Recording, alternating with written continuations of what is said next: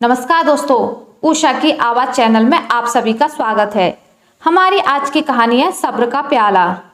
मोहन की पिंकी के साथ लव मैरिज हुई थी। दोनों एक ही ऑफिस में साथ काम करते थे। मोहन पिंकी की खूबसूरती पर फिदा हो गया था। पिंकी थोड़ी नखरीली जरूर थी, लेकिन मोहन को लगता था कि वो दिल की अच्छी है। जल्दी ही उसके घर में एडजस्ट हो जाएगी।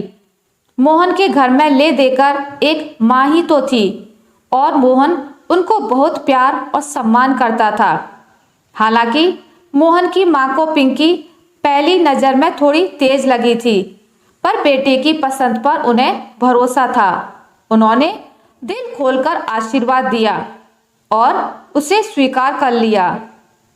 पिंकी को हमेशा ही वो उन दोनों के नए नए वैवाहिक जीवन में कबाब में हड्डी बनी हुई दिखती थी, पर मोहन का उनके प्रति इतना प्यार देखकर वो चुप रहती। उसे तलाश थी किसी मौके की जब वो उन्हें मोहन की नज़रों में गिरा सके।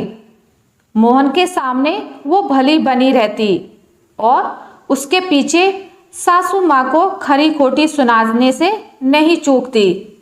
मोहन की माँ विद्या देवी जी उसकी हरकतें समझती थी, जो उन्हें नागवार भी लगती थी, पर वो कोई बखेड़ा खड़ा नहीं करना चाहती थी। उन्हें लगता जब मैं इसे रिएक्ट नहीं करूंगी तो इसका दिल अपने आप मुझसे वैर निकालते निकालते थक जाएगा और ये बदल जाएगी। फिलहाल मोहन माँ की पूरी इज्जत करता और माँ उससे संतुष्ट थी। उस दिन पिंकी की तबीयत खराब थी। वो ऑफिस से छुट्टी पर थी। शाम को मोहन घर आया तो सीधे माँ के कमरे में चला गया और उनसे उनका हालचाल पूछने लगा। पिंकी को जब ये आभास हुआ कि मोहन आते ही माँ के पास चला गया, उसके पास नहीं आया जबकि उसे बुखार भी है, वो झल्ला उठी और अचानक अपने कमरे से बाहर निकलकर अजीब अजीब आवाजें निकालने लगी। मोहन और उसकी माँ झटपट कमरे से बाहर आए। क्या हुआ पिंकी? मोहन ने दौड़ के उसे अपनी बाहों में लिया। उसे तेज बुखार था, वो बड़बड़ा रही थी। मैं अपने पापा के पास चली जाऊंगी, वो आ रहे हैं मुझे लेने। पापा जी, मैं आ रही हूँ। असल में उसके पापा की असमय मृत्यु हो चुकी थी और पिंकी के बताए अनुसार वो उनसे बहुत प्यार करती थी। मोहन डर गया और पिंकी को कमरे तक लाया, उसे मेडिसिन दी। उस दिन के बाद वो जब भी ऑफिस से आता तो सीधे अपने कमरे में ही चला जाता। विद्या देवी जी को लग रहा था कि ये पिंकी का कोई नाटक है, पर वो खामोश रही। वो घर में अशांति नहीं चाहती थी, लेकिन पिंकी ने अब ये आदत बना ली थी। कोई भी बात उसने मन की नहीं होती तो वो ऐसे ही करने लगती जैसे उसके पिता उससे बुला रहे हैं और वो उनके पास जाने को बेचैन हो उठती। मोहन को भी ये सब बहुत अटपटा लगता। उससे भी अब लगने लगा था कि ये मुझे मेरी माँ से दूर करना चाहती है। एक दिन करवा चौथ के दिन पिंकी की माँ उसके घर आई।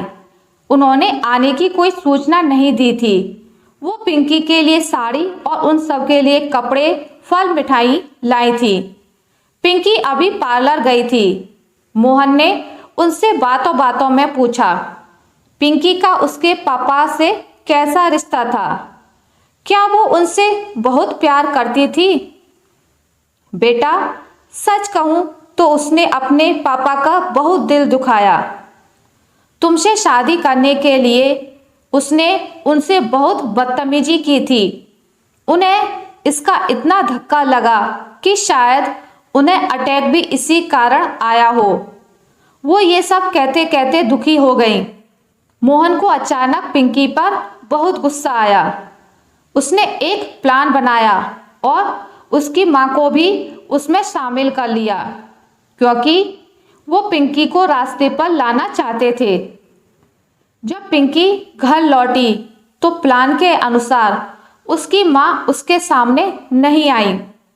मोहन ने पिंकी को एक महंगी सिल्क की साड़ी देते हुए कहा, ये साड़ी आज तुम माँ को बायना निकालते दे देना, फल मिठाई रुपए के साथ। पिंकी बोली, और मेरी साड़ी कहाँ है? लाया तो था पिछले ही हफ्ते, वो इसका गिफ्ट समझ लेना। नहीं, मुझे अभी नई साड़ी चाहिए, पिंकी ने जिद की। सास को दी जाने वाली साड़ी उसकी आंखों में चुभ रही थी।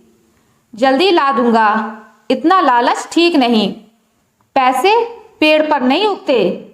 पिंकी, इस महीने बहुत खर्च हो गया है, उसने पिंकी को समझाया। पिंकी अपनी आदत के मुताबिक फैल गई। पापा पापा, मुझे ले जाइए इन जालिमों से बचा के, वो चिल्लाने लगी। मोहन के सब्र का बांध टूट गया। वो चिल्लाया, अब बंद भी करो ये नाटक, और कितना बेवकूफ़ बनाओगी हमें। पिंकी कुछ कहती तभी उसकी माँ सामने आ गई। ये सब क्या हो रहा है पिंकी? उन्होंने कड़क आवाज में पूछा। जब वो जिंदा थे उनसे जुबान लड़ाती रही, आज वो स्वर्ग में हैं, तब भी चैन से जीने नहीं देगी उन्हें। तू अपनी जिद उनसे प्यार से भी मनवा सकती थी, लेकिन नहीं। खबरदार, अब दामाद जी और उनकी देवी जैसी माँ को परेशान किया तो। पिंकी चारों तरफ से घिर चुकी थी। उसने मोहन को देखा जो गुस्से में उसे घूर रहा था। उसकी माँ उसे ही डांट रही थी। फिर उसने अपनी सासू माँ से माफ़ी मांगी और वो उसे गले लगाते हुए बोली, बेटा, मुझे पराया क्यों समझती है? मैंने अपने दिल का टुकड़ा दिया है तुझे। तुझे अपना ना समझती तो क्यों देती? तू मुझे अपना क्यों नहीं मानती?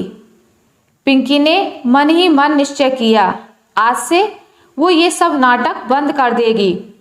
आशा करती हूँ आपको मेरी आज की कहानी अच्छी लगी होगी। अगर आपको मेरी कहानी अच्छी लगी है तो इसे लाइक करें, ज़्यादा से ज़्यादा शेयर करें, और अगर आप मेरे चैनल पर नए हैं तो इसे सब्सक्राइब करना ना भूलें। मिलते हैं एक नई कहानी के साथ, तब तक के लिए नमस्कार।